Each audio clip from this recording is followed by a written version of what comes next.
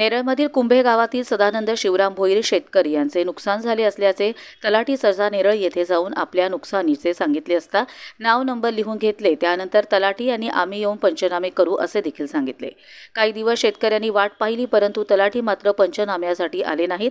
यासाठी शेतकरी तलाठी सर्जा नेरळ येथे जाऊन विचारणा केली असता तलाठी यांनी उलट उत्तर देत अरेराव्याची भाषणा वापरण्यात आली। तसेच आता पंचनामे करून झाले असून सर्व कागदपत्र आम्ही तहसीलदार यांना सादर केली आहेत असे देखील सांगण्यात आले। अशा प्रकारे कर्जत तालुक्यातील अनेक गावांमध्ये शेतकऱ्यांच्या अशा समस्या असू शकतात। अनेक शेतकऱ्यांचे पंचनामे न करता त्यांची कागदपत्रेही सादर केली नसती।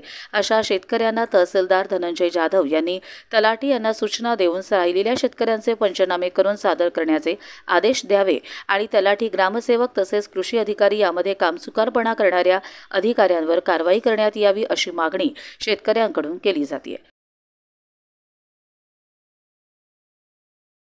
रहिवासी असून सदानंद शिवराम भोईर, राहणार कुंभे, पोस्ट मानगाव, तालुका कर्जत, जिल्हा रायगड आमच्या शेताची नुकसानी झाल्याबद्दल मी दुसऱ्या दिवशी मी 26 तारखेला आपल्या तलाठी ऑफिसला गेलो। तलाठी ऑफिस मला 10:30 वाजता भेटला। 10:30 वाजता मला भेटून मी त्यांना विचारलं, म्हणजे काय आहे, आणि माझ्या भाताची नुकसानी झालेली आहे, मी तेवढ्याकरता मी नाव नोंदणी करण्यासाठी मी आलेला आहे।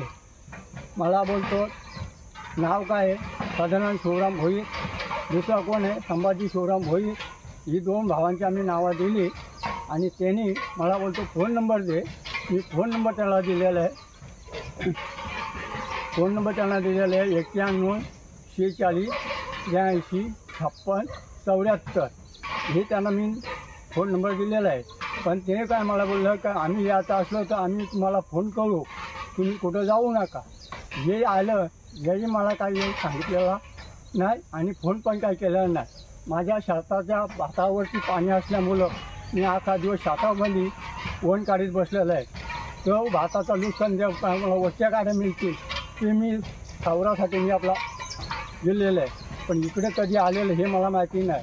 फोन त्यांना जर यायचा होता तर मला फोन करायचा होता आणि त्यांना जर बैठक जर घ्यायची होती तो पोलीस पाटला का त्यांनी जावं, पण ती पोलीस पाटला का न जाताना दुसऱ्या घरी बैठक मारली आणि तिथं त्याही नाव नोंदणी घेतली। माझ्या शेतापर्यंत तिथं पोचलं नाही आणि माझा काही फोटो घेतलेला नाही आहे।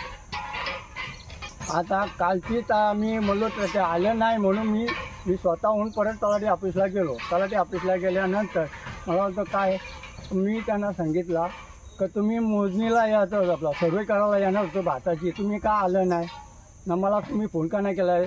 काय तर बोलतो आम्ही आलो होतो।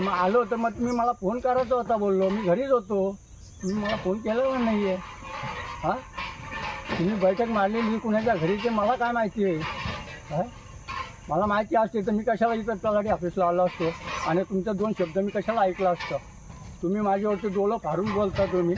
मग तुला काय नुकसानीच पाहिजे का, ह्या पाहिजे का, ते पाहिजे, असा करायला लागला। तसाला म्हणलो मला नुकसानीची काय मला भरपाईची अपेक्षा मी करत नाही आहे। एवढं काय तुम्ही जोरात बोलू नका। काय याच्यामध्ये काय मी चुकीचा बोलत नाही आहे तुम्हाला।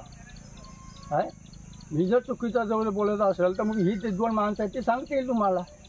हां, बोललं ज्याच्या भाताचा नुकसान झाला आहे तुम्ही याचा तिथं त्याला शेतामध्ये उभा करायचा, त्याचा फोटो घ्यायचा, मग भाताची नुकसानी सगळे काय तुम्हाला कागदपत्र सगळे मिळू शकतात।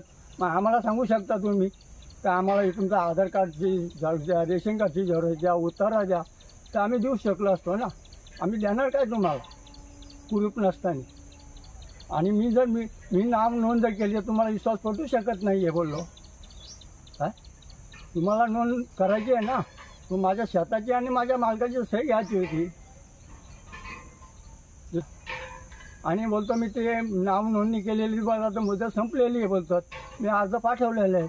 ठीक आहे बोललो, पाठवलं तर ठीक। कर्जत लाईव्हसाठी रामदास माळी, कशेळे।